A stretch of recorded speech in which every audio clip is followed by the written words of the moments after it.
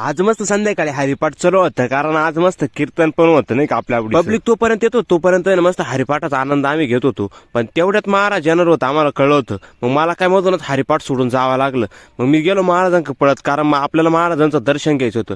मग एकदम मस्त पैकी महाराजांचं दर्शन वगैरे माऊलींच्या घरामध्ये याच्यासाठी आपण आलोय का आपल्याला आता कपडे पण घालायचे, कारण भालदार चोपदारपणाचे सगळे पाहुणे मंडळी गावकरी सगळेच महाराजांचं दर्शन घ्यायला आतमध्ये आल्या. हा तर डायरेक्ट फटाकड्याचा बॉक्सच घेऊन आतमध्ये आला. माझ्यासोबत मित्र पण आले होते आणि नाना भाऊ एकदम भारी मेकअप वगैरे केला ना भाऊ, काही विचारूच नका. मस्त पैकी आवरून. आता तुमचा भाऊ कसा दिसतोय तुम्हीच कमेंट मध्ये सांगा. नेमकं आमची आवरून बिवरून तयारी झाली, म्हणलं चला आता महाराजांसोबत 2-4 फोटो घेऊ. मस्त पैकी आपल्याला पुढे व्हॉट्सअपला टाकावं लागणार आहे. महाराजांसोबत 2-4 फोटो घेतले, डायरेक्ट मारुतीच्या मंदिरामध्ये दर्शनाला गेलो, डायरेक्ट कीर्तनाला उभं राहिलो. एकच नंबर वातावरण तयार होतं. पब्लिक तर विचारूच नका, एवढी पब्लिक होती काही विचारायचं नाही. जेवणाचा विषय एवढा जबर होता ना, काही विचारायचं नाही. आज आमटी भाकर होती, त्याच्यामुळे पब्लिक एवढी येईल होती ना. त्यामधले आमटी भाकर म्हणजे ना 5 पकवानापेक्षा आपण भाकरी वाढायला घेऊ. आज पण आपण वाढू मस्त पैकी नाही का. तेवढ्यात आपल्याला मित्र पण भेटले तिथं. आपले मित्र म्हणे आता फोटो बिटो काढावं लागत म्हणे. तुमचा फोटो बिटोचा कार्यक्रम उरकत होता, तोपर्यंत आपल्याला जेवणाची मोकार भूक लागली होती. म्हणलं आता ना पहिले जेवायला बसावं लागत. पण पोरं म्हणे नाही अजून नीट फोटो काढलेले नाही म्हणे, एकदा नीट चांगले फोटो घ्या म्हणजे मग ना व्हॉट्सअप. म्हणलं पोरं काय मला आज आमटी भाकर खाऊन देते नाही काय भाऊ.